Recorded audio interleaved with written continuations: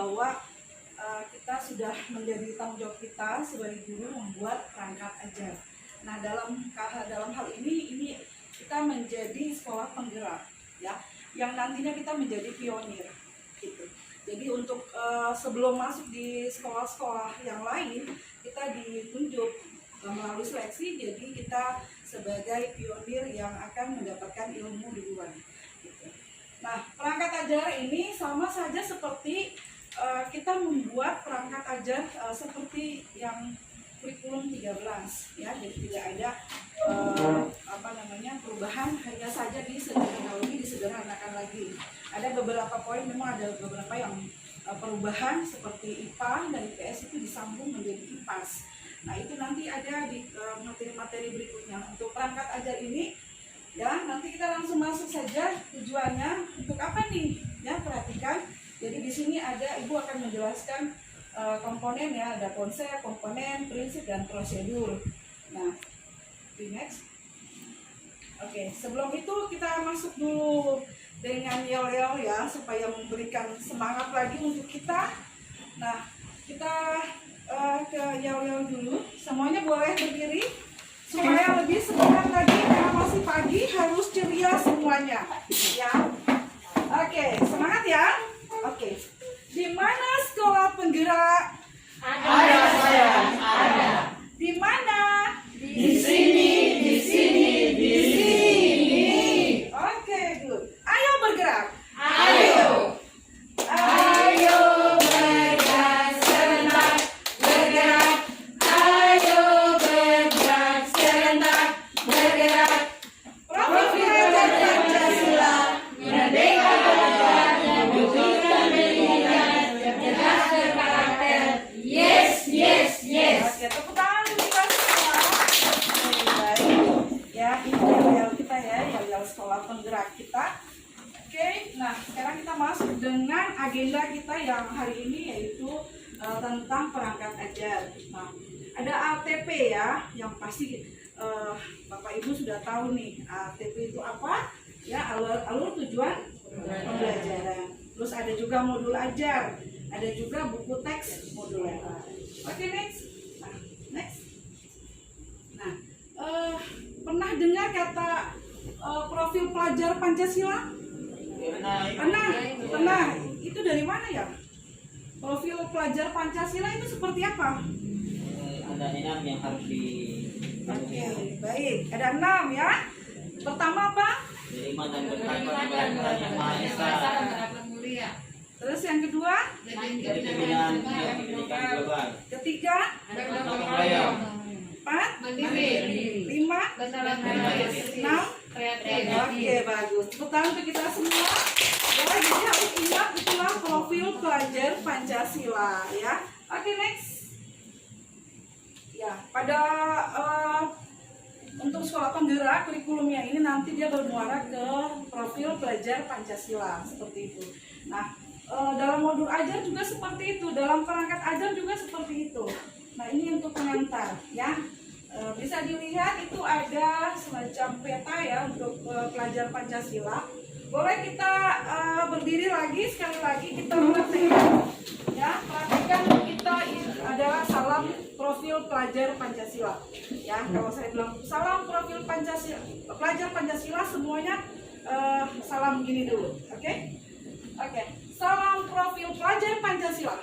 Salam. Mulai. Beriman pada Tuhan Yang Maha Esa dan berharap mulia. Berkebinekaan global. Mandiri. Bergotong royong. Mandiri. Kreatif. Oke, satu kali lagi, semua sama-sama supaya kompak. Ya, salam pelajar Pancasila. Salam. Beriman dan bertakwa kepada Tuhan Yang Maha Esa dan berharap mulia. Berkebinekaan global. Gotong royong. Mandiri. Kreatif. Oke, tepuk tangan. Ya, nanti kita ajarkan seperti itu untuk anak-anak kita di kelas, ya. Pada saat kita nanti pembelajaran tatap muka. Jadi diharapkan semua guru tuh harus hafal itu adalah salam profil pelajar Pancasila. Ya, tadi sudah hafal ya seperti itu. Jadi nanti diajarkan dari setiap pelajaran sebelum masuk dalam pelajaran kita harus memberikan salam. Biasanya kan tepuk PPK ya, salam PPK, tepuk PPK. Nah, kita pakai salam profil pelajar Pancasila. Oke, nah ini pengantar. Pelajar Indonesia merupakan pelajar sepanjang hayat, ya, yang kompeten dan memiliki karakter. Jelas ya, udah jelas sekali memiliki karakter, yaitu sesuai dengan nilai-nilai Pancasila. Nah, pernyataan tersebut merupakan rumusan profil pelajar Pancasila, biasa disebut P3, tapi tidak boleh disebut P3, PPP. Tidak boleh dibilang P3, nanti lain ceritanya. Nah, melalui profil pelajar Pancasila, pelajar Indonesia diharapkan memiliki budi pekerti luhur sesuai dengan tujuan dan cita-cita Pancasila. Nah, dalam mencapai profil pelajar Pancasila, kurikulum harus disesuaikan, ya, dan terdapat elemen-elemen baru yang ada di dalam kurikulum. Nanti kita akan belajar itu, ya, elemen-elemen apa yang baru di dalam kurikulum. Nah, semacam tadi fase-fase itu ya juga ada pembaruan, ya, terus mengenai muatan-muatan juga yang ada seperti IPA dan IPS untuk kelas 1, 2, 3 itu kita akan gabungkan menjadi IPAS. Tapi itu untuk kelas rendah ya. Oke, next. Nah, ini ATP-nya ya, alur tujuan. Nah, ini konsep yang nanti kita akan pelajari. Udah next saja. Next. Oke. Nah, kita lihat secara umum nih ada 2 langkah besar ya di dalam capai pembelajaran. Bisa disebutkan keduanya? Siapa yang mau? Ya, silakan Ibu. 1. Penyusunan alur dan tujuan pembelajaran. 2. Pengembangan pembelajaran. Oke, ya. Tepuk tangan untuk kita semua, boleh? Oke, siapa yang mau jelaskan tentang capaian pembelajaran? Apa itu capaian pembelajaran? Capaian pembelajaran adalah kompetensi yang diharapkan dapat dicapai oleh siswa di akhir fase. Iya, benar sekali ya. Jadi tepuk tangan dulu. Ya, boleh. Jadi proses pembelajaran, nah untuk kata capaian ya terselesaikan dalam fase itu yang dimaksud dengan capaian pembelajaran.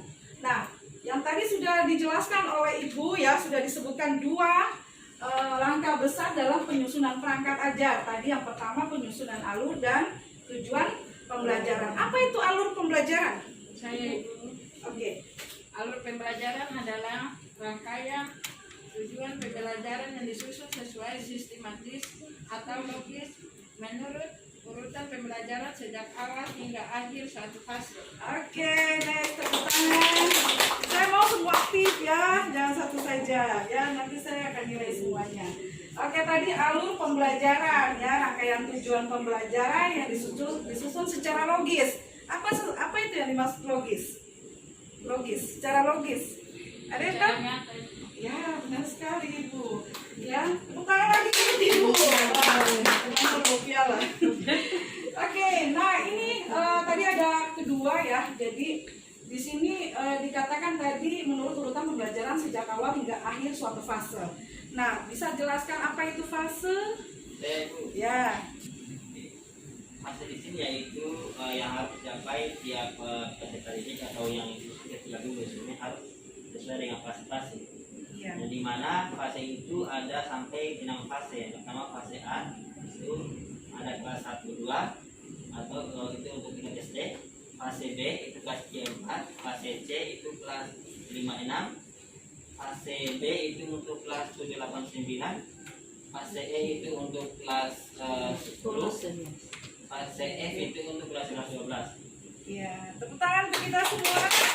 Benar sekali ya, sudah ada juga di depan capaian pelan pembelajaran. Tadi juga sudah ada, tadi alur pembelajaran juga sudah dijelaskan oleh Ibu Ati ya, luar biasa sekali. Oke, next. Oke, nah di capaian pembelajaran ini sebenarnya ada turunan-turunan sebenarnya ya. Nah, alur pembelajaran disusun untuk menjadi rangkaian tujuan pembelajaran sejak awal hingga akhir setiap fase dari suatu pembelajaran. Nah, yang pertama, alur ini menjadi panduan guru dan siswa untuk mencapai capaian pembelajaran di akhir fase tersebut. Terus yang kedua, tujuan pembelajaran disusun secara kronologis. berdasarkan urutan pembelajaran dari waktu ke waktu. Jadi artinya begini, kita melihat fase, kita tidak melihat lagi kelas gitu. Ini fase, oh ini fasenya untuk kelas 1 dengan kelas 2, itu berarti masuk di fase A. Jadi seperti itu. Jadi kalau misalnya dia sudah di kelas 3, atau berarti dia sudah masuk di fase B. Jadi seperti itu. Jadi kita harus mengingat fase, ya itu tingkatannya. Oke. Terus ada catatan penting lagi di sini yang memang harus diketahui. Guru berhak untuk menyusun alur pembelajaran masing-masing yang terdiri dari rangkaian tujuan pembelajaran. Pemerintah menyediakan beberapa set alur untuk digunakan sebagai contoh pengembangan kurikulum yang siap digunakan satuan pendidikan dan panduan untuk penyusunan perangkat ajar. Jadi di sini ada pemerintah sudah siapkan, tinggal kita mengolah, mendesain sendiri ya seperti apa. Oke, next. Nah, ini boleh kita lihat bersama ya, ada konsep alur ya, atau biasa disebut ATP, itu nama trennya itu ATP ya. Jadi tahu, jangan kaget lagi ATP itu apa ya. Berarti harus tahu alur tujuan pembelajaran ya. Mungkin di luar sekolah lain tidak tahu ATP itu apa. Jadi kalau pada saat ditanya di sekolah penggerak ATP itu apa, pasti tahu jawab, yaitu alur tujuan pembelajaran. Nah, siapa yang bisa jelaskan ya? Ini ada alur, ada arah panah, alur untuk pembelajaran. Siapa yang bisa jelaskan? Silakan. Oke.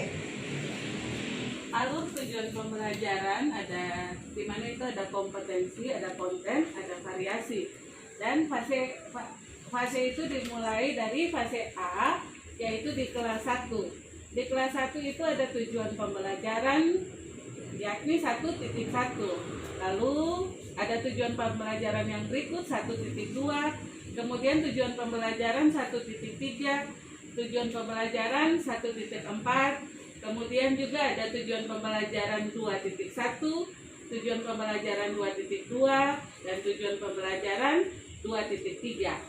Itu fase A berakhir di kelas 2. Nah, capaian pembelajaran yang ada di fase A itu kompetensi yang diharapkan dapat dicapai oleh siswa di akhir fase A. Oke, luar biasa, tepuk tangan sekali. Ibu sudah menjawab luar biasa sekali ya. Jadi ada arah panah. Ya, arah panah ini mulai dari fase A sampai hingga terakhir dia putar masuk di fase berakhir di kelas 2. Jadi yang dimaksud di sini adalah fase A.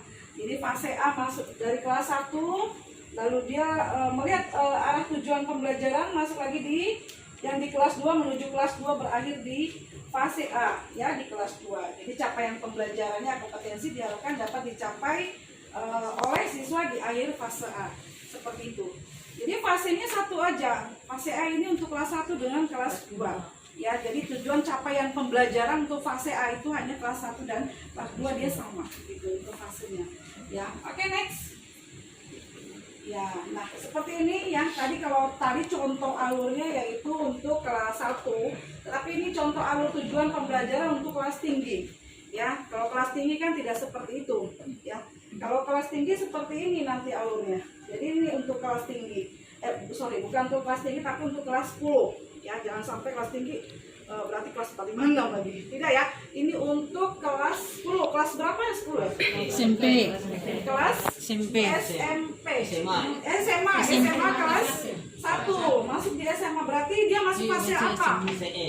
Fase E atau F? E. Oke ya. Tadi kan sudah diajar tentang fase-fase, jadi harus tahu. Oke, nah perhatikan ini capaian pembelajarannya. Jadi tujuan pembelajarannya ya adalah sampai berapa, sampai di bawah. Ini contoh alur untuk kelas fase E tadi gitu. Oke, next. Oke, berarti sudah selesai ya. Itu kita masuk dengan konsep alur ATP, atau kita masuk dengan alur tujuan pembelajaran yang tadi saya sudah sampaikan. Itu nanti banyak sekali konsep-konsep yang harus dibaca dan diterapi ya, termasuk juga kurikulum. Nah, kurikulum itu sangat bagus sekali ya, karena di dalamnya dia bermuara, kita mendesain sendiri ya. Terus apa di dalamnya itu yaitu untuk semata-mata untuk apa? Bermuara ke peserta ya, bermuara ke pendidikan yang belajar sesuai dengan tadi profil pelajar Pancasila. Oke, itu saja dari saya. Tetap semangat ya. Sekali lagi semangat pagi. Pagi, luar biasa, tetap semangat. Tetap semangat lagi nih. Tetap semangat. Bisa ya. Semangat pagi. Pagi, luar biasa, tetap semangat. Oke, terima kasih. Itu saja dari saya. Nanti tolong dibaca lagi kembali untuk pembelajaran kita semua supaya kita lebih memahami lagi dan lebih mengetahui konsep-konsep yang lain. Itu saja ya. Wabillahi taufiq wal hidayah. Wassalamualaikum warahmatullahi wabarakatuh. Selamat pagi. Pagi. Oke.